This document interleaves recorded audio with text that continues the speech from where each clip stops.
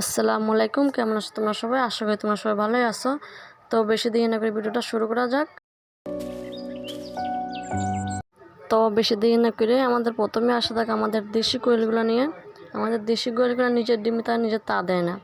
আপনি এই কোয়েলের ডিমগুলা ইনকিউবেটর দিয়ে ফুটাইতে হবে, না যে মুরগি দিয়ে ফুটাইতে হবে। এগুলো নিজের ডিমে তারা নিজে তা দেয় না, কোনো সময় তা দিবে না। আর আপনি যদি তা দইতে চান তাহলে আপনাদের জাপানিজ কোয়েল নিতে হবে। এই জাপানিজ কোয়েলগুলো নিজের ডিমে নিজেই তা দেয়।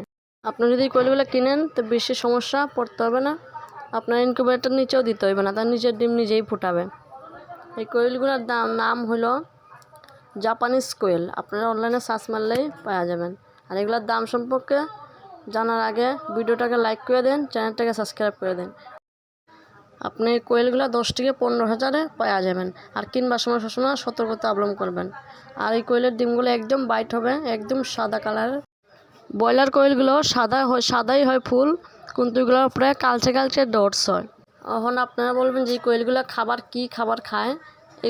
আপনারা গমের গুঁড়াও দিতে পারেন, গুঁড়া গুঁড়া সব খাবারই এগুলো খায়।